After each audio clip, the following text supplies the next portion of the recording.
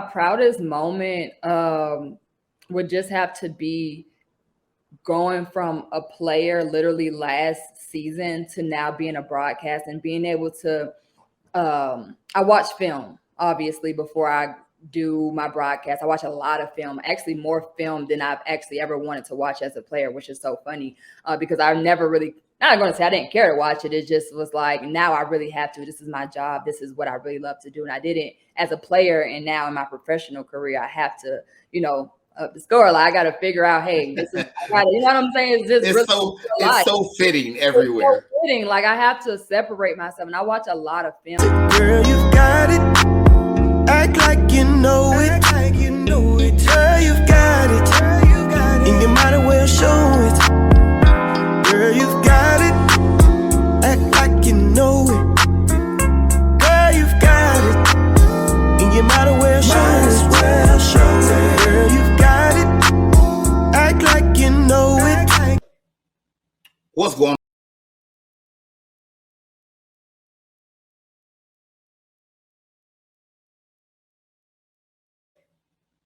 What's going on, sports fans? It's your boy again, the sports reporter without pay, and we are back with another episode of Breaking Barriers. That's right, here in March, Women's History Month, we are shedding light on, showing love, and honoring women in the sports industry. And today, my guest is none other than the host of Up the Score with AP, on-air talent, color commentary. She do it all. Y'all welcome Miss Alexis Pierce. How are you doing, ma'am? I'm doing well. Thank you for having me on here. Super excited to be able to, talk with you and kind of just support what you have going on as well. So I'm excited about it. Okay. So to the viewers who may have not seen Alexis Pierce before, tell us a little bit about yourself. Well, yeah, I'm a recent graduate of HBCU, Tennessee State University. I just graduated December of 2022. You're like my third HBCU graduate. Yeah, I had to highlight that because, like you mentioned, it is Black History Month, and I definitely wanted to add that I am a HBCU graduate. Just got my master's degree, like I said, in December of 2022. Appreciate it. Currently, while I was actually this past season, I guess you could say this past season now that the regular season is over, was doing color commentary for the women's there at Tennessee State, where I also played as well, and doing sideline for the men's. So I got my undergrad from Jacksonville University, 4 years there. Then, we got that COVID year. So I was like, hey, I want to see what the HBCU world is like. I want to tap into that, something that I kind of always wanted to do anyway, and kind of was granted the opportunity due to COVID and what have you. But so I work with ESPN Plus, season one media rather. Currently I'm a coach. I've been a coach, but I'm a coach at Stewart's Creek High School in Smyrna, Tennessee. As well, I have my own podcast, Up the Score with AP, as you mentioned. So I'm new into the, I guess you say the media world, but I'm loving every bit of it. So you said you either currently or did work for ESPN Plus? Well, I just finished up this, it just kind of concluded Saturday. So yeah, so they're about to go into postseason play for the OVC here tomorrow, actually. So yeah. So ESPN is often viewed as kind of the benchmark in sports media. They're the creme de la creme. Is it all it's cracked up to be? Like, that's a pretty big deal. Yeah, I mean, it's we stream on ESPN Plus, but it's with season one media at Tennessee State. Not at Tennessee State, but for a guy who works at Tennessee State, he kind of just runs through their stuff as far as sports goes. So I work with them, and I've been working with them this past season. Okay. So talk a little bit about your journey. You said you played sports. You coach sports now. Congrats. Mm-hmm. They don't know. You just told me off air your team is going to the championship tomorrow. Coach, congrats. So you've played, you've coached, and you said you're relatively new in the media. So talk to us about that journey. How do you wind up in this space? I mean, honestly, just kind of going from player to now coach, and then also having to be broadcasting as well. So I've kind of, like I talked with someone earlier, just kind of been able to resonate with basketball through different perspectives, right? So I kind of was a player. Now I'm broadcasting. I'm a coach. So it's been different now that I'm not playing anymore.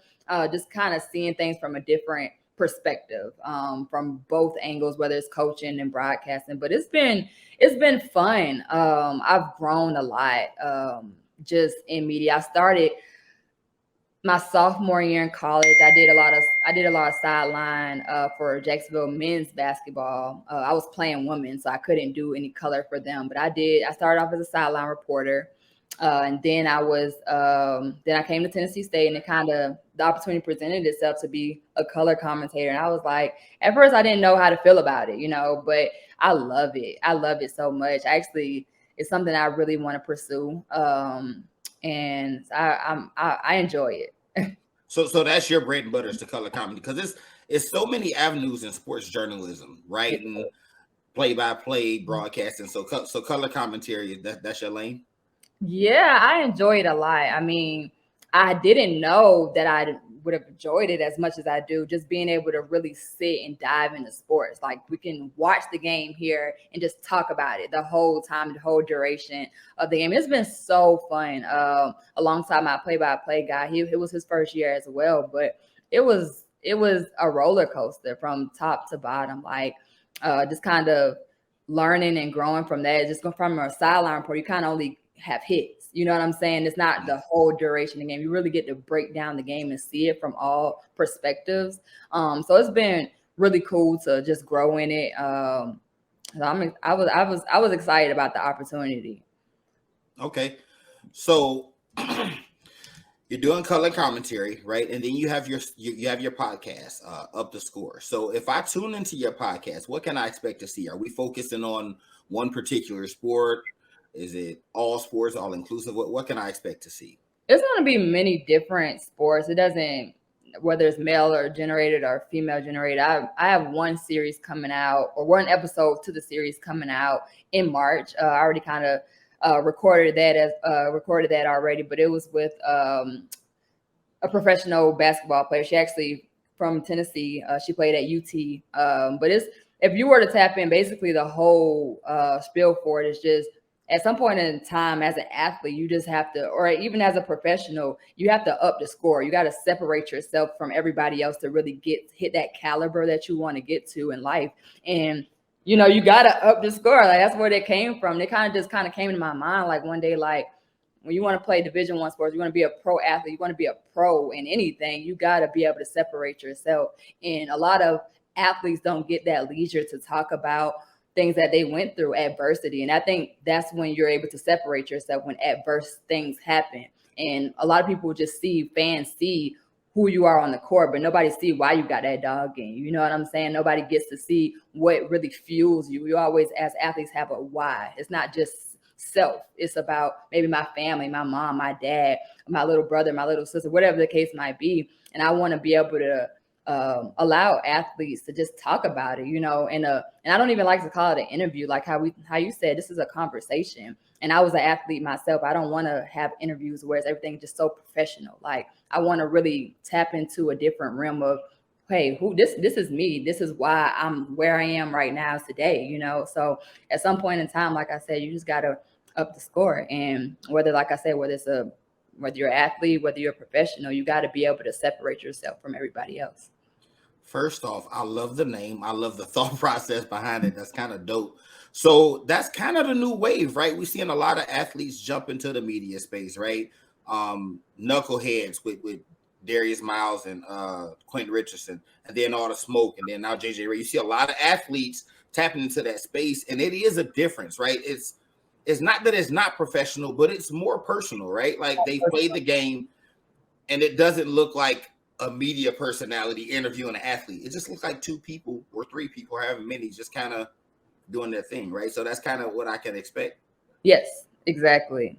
I love it. So definitely, I want to kind of just throw this in there. Yeah, definitely tune in, Alexis Pierce TV on Instagram, and it's going to be on YouTube as well. I'm going to post more about it here in the coming week or so. It's actually the end of February today, so that's going to be kind of coming out this month. So stay tuned for that. Okay, good to go. So whenever we put this episode out, I'll make sure to touch base with you and get all the information. That way, wherever I post it, it'll be posted in numerous places, but when I post it on YouTube and Facebook and different social media platforms, I'll put the information out there with it too. Appreciate it. Thank you. So you said you're relatively new to this point in your media journey, right? Not your journey as an athlete, your journey in this media space. What's been, I guess I would say your proudest moment? Like, what's the one thing that's the kind of feather in your cap of you and okay, this is where I belong? My proudest moment would just have to be going from a player literally last season to now being a broadcast and being able to I watch film, obviously, before I do my broadcast. I watch a lot of film, actually more film than I've actually ever wanted to watch as a player, which is so funny because I never really, not going to say I didn't care to watch it. It just was like, now I really have to. This is my job. This is what I really love to do. And I did it as a player. And now in my professional career, I have to, the score. Like I got to figure out, hey, this is, you know what I'm saying? Is this it's really it's so fitting everywhere. It's so fitting. Like I have to separate myself, and I watch a lot of film. So I guess my proudest moment, to answer your question, is a lot of those girls that I played with last year. I text them a lot. Hey, this is what 32 doing. This is what 24 doing. Hey, be prepared for this. Like, because I want to be able to help them. Like I literally was playing with them last year and being able to give them gems, tips, advice. And I created a group chat with my former teammates. Just sending them text messages before a game, just hyping them up, just say, hey, you got to believe, or what I'll say, whatever the case may be, whatever that game is or whatever, I'll just send them a text that night early, 2:00, and I'll be up early in the morning, 2:00 watching film. And it's just so crazy to kind of see it now because I never really was like that as a player. Now I'm just like, man, like I've grown so much. And why I say it's my proudest moment is because that was only like 6 months ago. I was playing like 6 months ago. Like now it's like I'm a professional now in broadcasting the team that I played for. You know what I'm saying? So I guess that's really my proudest moment, and being able to have pre-interview talks with my former coach just 6 months ago. You know what I mean? So, and talk to him and learn from him and get some pointers from him as well. So that's probably something that I kind of cherish because it just all happened so quick. Is it difficult to turn, obviously you're broadcasting for your alma mater. So Is it difficult to turn the fan off sometimes? Most definitely. It's definitely difficult to turn it off because I know each and every one of them. I know I do I can't say it obviously, but it's like I do have a different type of passion for it because these are my sisters in essence, if that makes sense. We played together. So it's kind of like I do have a lot of passion towards the team itself, but also the passion is driven from just loving the game. You know what I'm saying? Like I just love the game of basketball. So yeah, definitely. That probably gets better over time, right? As you separate yourself from, 2 years from now, the people on the team won't be the people you played with. Right. So it'll probably be a little different when you're broadcasting people that you don't really have personal relationships. Right. For sure. So you're coaching and broadcasting, right? Yeah. How do you turn that switch on, or what things can you draw from one that kind of helps you in the other? Man, it's been a roller coaster. Like just my whole day is essentially I have a regular job where I pay my bills, and then I'm going 30 minutes away to Smyrna to go coach my girls who are high schoolers. And then I sometimes that same day or even the next day, I'm prepping at night, and then I have a game to broadcast the next day. So it's been difficult. Not even going to say difficult. It's been fun, but it's just been a balance, if I can say that. It's been a balance of having to coach high school girls because they're still young. They're still young. They're still growing. I can't talk to them like how I would talk to my college kids. I can't talk to them like that because they think they know everything. So it's like they think they know everything. And but at the same time, you still got that was you 7 years ago though. Exactly. So it's like I feel it. But at the same time, it's accountability. It's kind of knowing the game too. Like I know what to expect. I know what I want from them. I'm not the head coach, but I've been playing this game for a while. So it's like I know I held them accountable for everything they do. I still treat them as if, hey, we trying to win something. At the end of the day, whether you're on the high school level, the collegiate level, the ultimate goal is to win. So it doesn't matter what level of sports that you're teaching, it's still the same end goal. So like it's been different though. It's been different to balance, just having to be here, then also like turn it on, turn it off.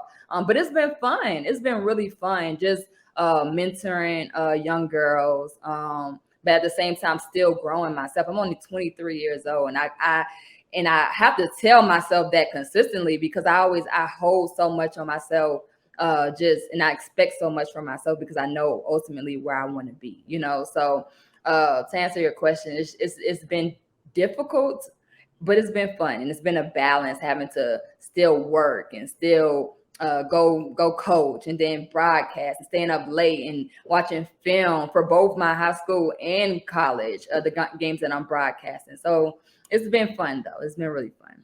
You are literally living sports. I mean, you're living it 24/7, right? So obviously the title of this series is Breaking Barriers, right?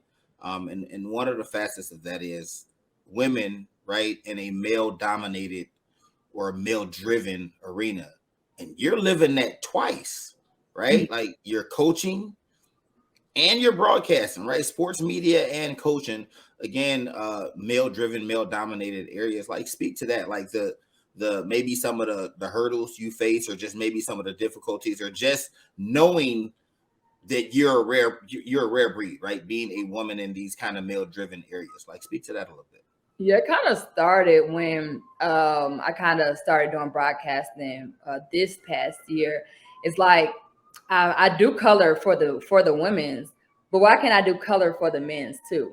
I'm doing sideline for the men's, but I wanted to do color for the women's. Like they wanted men to color or analyze men's sports, and I've kind of noticed that. And I even when I watch college from every SEC, AC, all you see is really men color commentators, and you see women sideline reporters. It's like they're still thrown to that third degree in a sense, if that makes sense.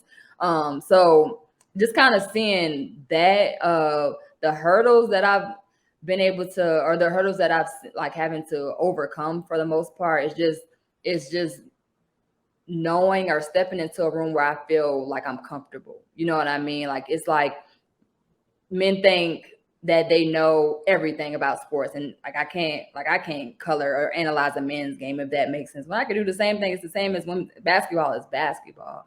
But it's been I haven't really had that true experience yet, because I'm really not truly in the door yet.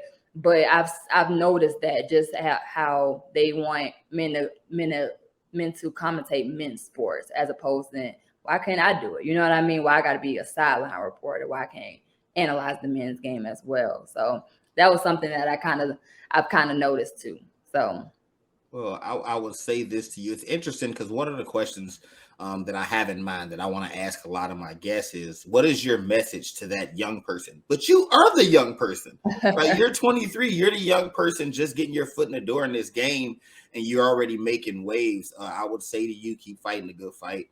Right. Don't allow anybody to deter you. Know your worth. You're good at what you do. Keep being good at what you do. Be great at what you do. Make them see you. You know what I mean? Yeah. Make them see you. So as we wrap up, I'm going to give you a solo shot. Tell the people they can find you in any way, shape, or form. Social media platforms, podcasts, YouTube, the whole nine. Talk to my people. Yeah, so Alexis Pierce, you can find me on Instagram at alexispierce.tv. You can also find me on Instagram at LaFlex_, Twitter at Alexis Pierce TV as well, LinkedIn. You can find me everywhere, YouTube, everywhere. Just be on the lookout for Up the Score with AP. That's going to be my new up and coming series. I'm super excited about it. That's like my baby, something that I really put a lot of effort into. So definitely look forward to that. Yeah, that's all I got for y'all today. Well, listen, between a 9-to-5 coaching, broadcasting, and your own podcast, I appreciate you taking the time to sit and talk with me. Again, y'all heard what she said. You can find her somewhere everywhere. Miss Alexis Pierce, thank you so much for joining us. For the rest of the fans, it's your boy, the sports reporter without pay, breaking barriers. Catch the next episode. Till then. Girl, you got it. Act like you know it.